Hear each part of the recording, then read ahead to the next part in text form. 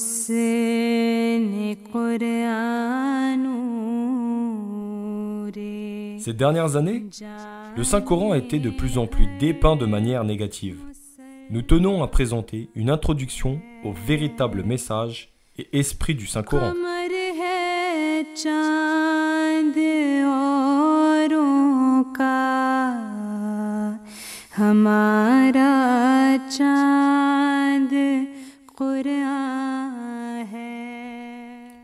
Le Coran est la parole même de Dieu, le Tout-Puissant, une transcription complète et exacte des mots révélés par Dieu au prophète Mohammed, que la paix et les salutations soient sur lui, par l'entremise de l'ange Gabriel. Il s'agit, dans les moindres détails, du même texte unique et miraculeux révélé il y a plus de 1400 ans.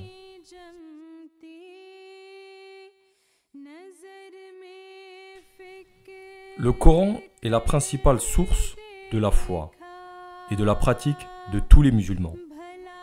Il traite tous les sujets qui nous concernent en tant qu'êtres humains, tels que la sagesse, la doctrine, le culte et le droit. Mais son thème central est la relation entre Dieu et sa création.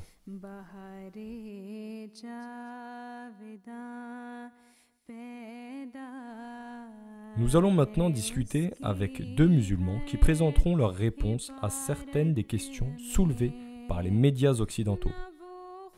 En résumé, le Saint-Coran est la révélation littérale de la parole de Dieu. C'est-à-dire qu'il ne s'agit pas seulement d'une inspiration que le saint prophète a eue et reproduit dans ses propres termes. Mais tous ces mots lui ont été dictés littéralement par l'ange Gabriel.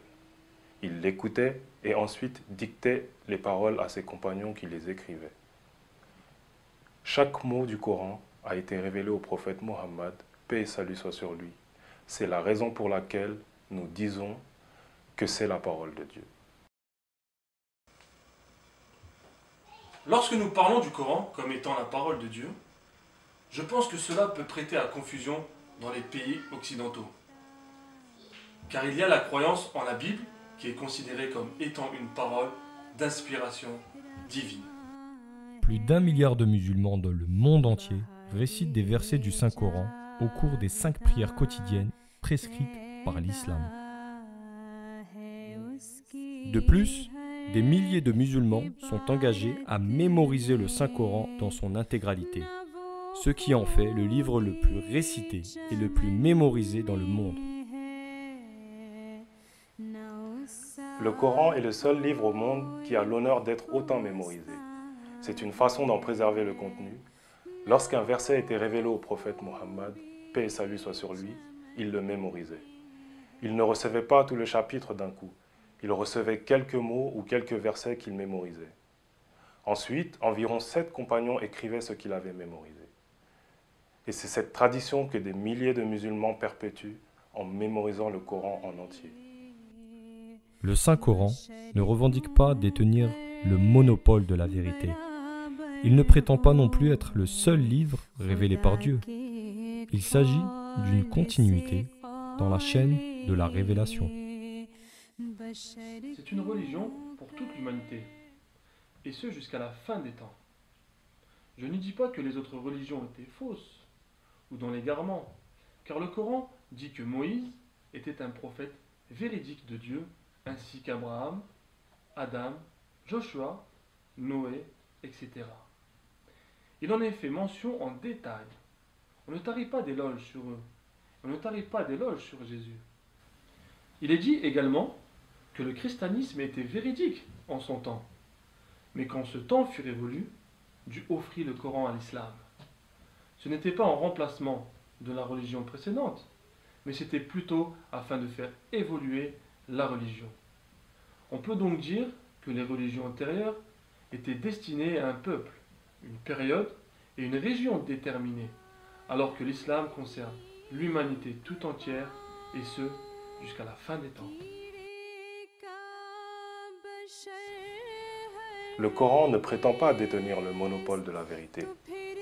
C'est un livre qui est dans la continuité des idées des précédentes écritures, qui les complète et qui en offre davantage. Il contient tous les enseignements qui ont été révélés aux différents prophètes. En ce sens, le Saint-Coran est un joli bouquet contenant différentes fleurs de confessions différentes. C'est la raison pour laquelle nous disons du Saint-Coran qu'il est un livre complet. Il porte en lui tous les enseignements des Écritures antérieures, quelquefois dans l'esprit et d'autres fois dans les Écritures. Le Coran est un livre de science. Il contient des faits scientifiques merveilleux. Il est également plein de prophéties, annonçant des avancées technologiques et scientifiques, dont beaucoup se sont déjà accomplis. Il n'y a pas de contradiction entre le Coran, qui est la parole de Dieu, et la science, qui est l'acte de Dieu. Tout ce qui est dit par Dieu finit par être prouvé par la science. Lorsque le Coran parle de science, il nous élève à un niveau supérieur de réflexion. Il démontre ainsi qu'il est plus qu'un code de vie et qu'il s'agit bien de la parole de Dieu. Il est écrit par exemple qu'il y aura un temps où la peau des gens pourra témoigner. C'est le cas aujourd'hui à travers les empreintes digitales. Il est écrit également qu'il y aura un temps où les bêtes féroces et les animaux seront regroupés dans un même lieu. On comprend ici qu'il est question des parcs zoologiques. Le Coran fait aussi allusion aux publications en masse et à la presse, alors qu'à l'époque, la presse n'existait pas. Malgré ce qui est dépeint dans les médias occidentaux, le Coran ne prône en aucun cas le terrorisme. Nous avons le devoir d'expliquer aux gens ce dont il est question dans le Coran, et également de raconter la vie du saint prophète, paix et salut soit sur lui, car il a vécu selon les préceptes du Coran. Si le Coran avait fait allusion au terrorisme, alors il y aurait eu des incidents liés au terrorisme durant sa propre vie. Or, nous savons que ce n'est pas le cas.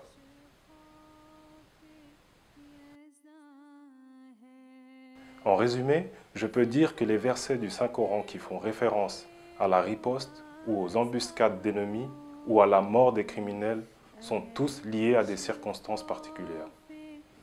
Lorsqu'une guerre s'impose à vous et que vous avez à vous défendre, alors il y a des recommandations et une conduite à avoir. Le prophète Mohammed, paix et salut soit sur lui, a vécu 10 ans à la Mecque sans jamais riposter. Ce n'est qu'après son émigration à Médine, quand la guerre s'imposa à lui, que Dieu lui accorda la permission de se défendre. Et même dans ce cas, il exhorta de ne pas détruire les lieux de culte, de ne pas s'attaquer aux femmes et aux enfants, de ne pas abattre les arbres et de ne pas attaquer la nuit. Ce sont là de belles leçons qu'inculque l'islam.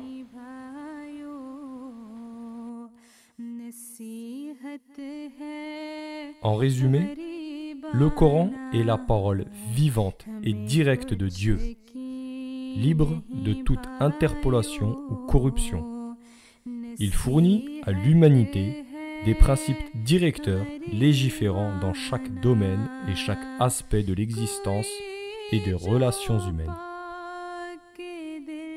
Il est regrettable que cet ouvrage majestueux qui présente le chemin parfait pour atteindre la paix et l'harmonie dans le monde soit mal compris par beaucoup et soit à l'origine de tant de discorde. En réalité, c'est seulement en suivant le véritable esprit et les véritables enseignements du Coran que l'humanité peut espérer atteindre la paix. Cependant, pour que cela se réalise, l'humanité doit accepter le réformateur et Messie promis, annoncé par le saint prophète Mohammed, que la paix et salutations soient sur lui. Mirza Ghulam Ahmed, que la paix soit sur lui, est ce réformateur promis. Il a été mandaté par Dieu, le Tout-Puissant, afin de présenter la véritable interprétation du Saint-Coran. Pour plus d'informations sur le mouvement Ahmadiyya en islam, merci de visiter notre site internet www.islam-ahmadiyya.org.